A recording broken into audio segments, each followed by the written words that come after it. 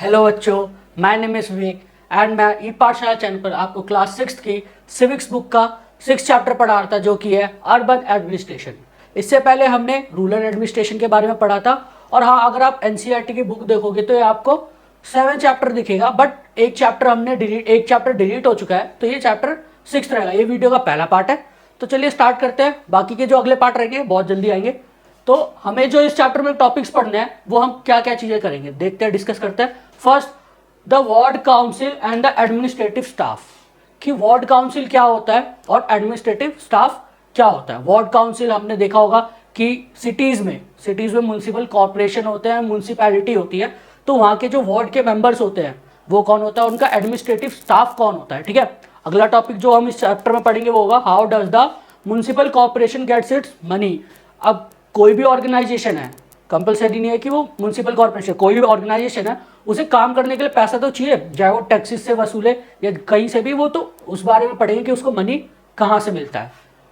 और लास्ट जो टॉपिक हमारा होने वाला है वो काफ़ी इंटरेस्टिंग टॉपिक होगा, जो होगा आ कम्युनिटी प्रोटेस्ट, कि एक प्रोटेस्ट कैसे, एक लेडी जो है वो प्रोटेस्ट कैसे करती है, कैसे सरकार से अपनी बातें मनवाती है। तो चलिए स्टार्ट करते हैं।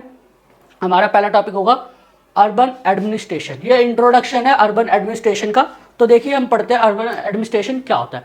The urban administration is also known as municipal governance. जो अर्बन एडमिनिस्ट्रेशन होता है वो और किस नाम से जाना जाता है, म्युनिसिपल गवर्नेंस, यानी कि म्युनिसिपल जो म्युनिसिपैलिटी होती है। अब आपने देखा होगा कि हमने रूरल एडमिनिस्ट्रेशन वाले चैप्टर में पढ़ा था कि वहाँ पे पंचायत होती है, आपको याद होगा। और सिटीज़ में आप जाओगे ना तो छोटे छोटे सिटीज़ में, टाउन्स में म्युनिसिपैलिटी होती है, म्युनिसिपल कॉर्पोरेशन होता है, जिसका हेड कौन होता है, मेयर। आपने सुना होगा कहीं ना कहीं कि मेयर इलेक्ट करे जाते हैं। तो अर्बन एडमिनिस्ट्रेशन में म्युनिसिपल गवर्नमेंट्स होती है। It take cares of all the duties which seek the comfortability of people living in the urban area.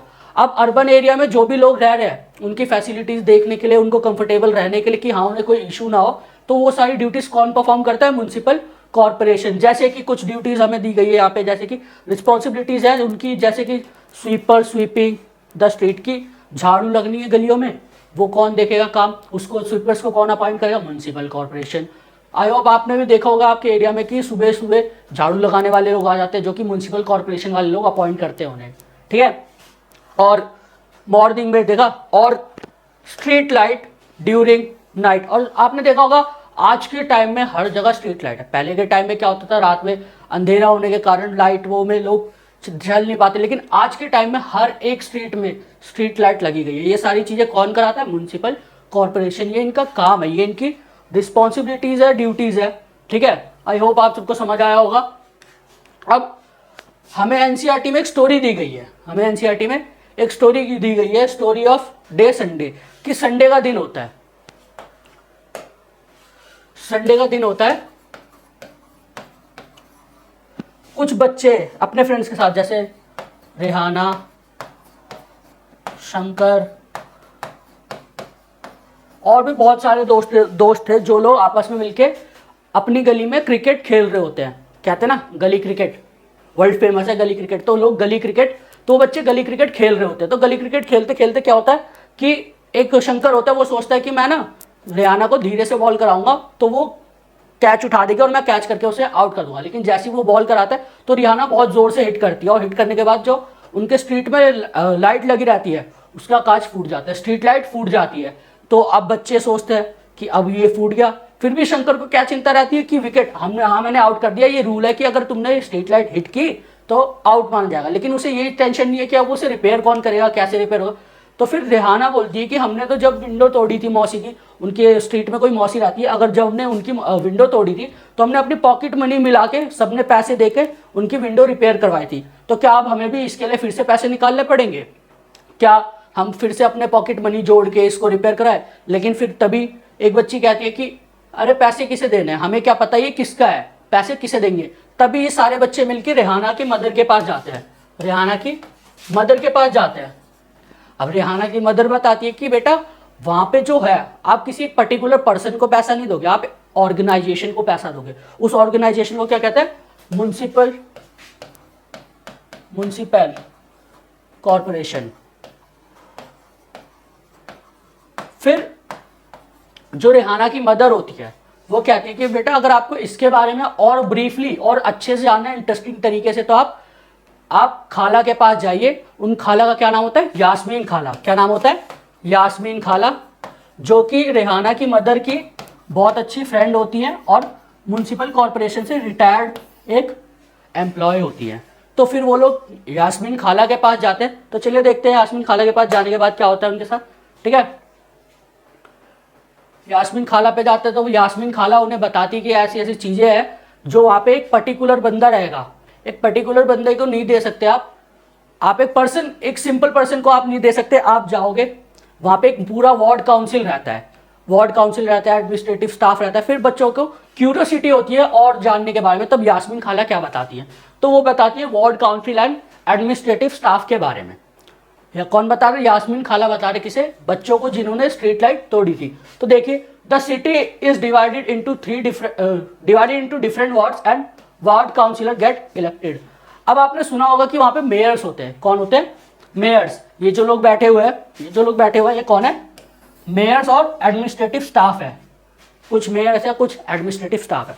तो क्या होता है, ये जो वार्ड काउंसिल होता है वो अलग अलग पार्ट्स में बटा होता है। एक सिटी है, उस सिटी में 5-6 वार्ड बांट दिए। एक वार्ड का अलग मेयर रहेगा, एक वार्ड का अलग मेयर। तो क्या होता है, मेयर हेड होता है म्युनिसिपल कॉर्पोरेशन, बट वार्ड का जो हेड होता है ना, उसको काउंसिलर कहते हैं। क्या कहते हैं?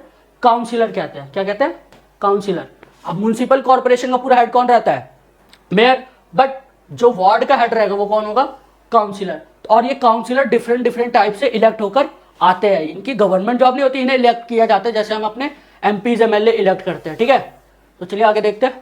The complicated decision that affected the entire city are taken by groups of councillor who form committee to decide and debate issue. अब आप देखो, आपके वार्ड में अगर छोटा मोटा काम है तो जो काउंसिलर रहेगा आपके वार्ड का, वो उसे निपटा देगा। बट अगर कोई बड़ा काम है, जिसपे कोई बड़ा इशू है, जैसे कि कोई पूरी सिटी को अफेक्ट करेगा, जैसे सपोज कीजिए हमें सीवेज, पूरे सिटी में सीवेज सही करवाना है, तो उसमें एक वार्ड मेंबर तो कुछ नहीं कर पाएगा, यानी कि एक काउंसिलर अकेले तो कुछ नहीं कर पाएगा, उसे बाकी काउंसिलर्स की भी हेल्प चाहिए। तो वो बाकी काउंसिलर्स को अपने साथ ग्रुप में डिस्कस करके, डिसीजन लेके, उस इशू पे बात करके तब डिसीजन बनते हैं। ठीक है, आई होप आप सबको समझ आ रहा होगा। फॉर एग्जाम्पल, हम एक एग्जाम्पल देखते हैं। For example, a crowded market place need to have its garbage cleared more regularly. अब आपने देखा होगा, जहाँ पे मार्केट होती है वहाँ भीड़ होती है, और भीड़ होगी तो गंदगी ऑब्वियसली होगी।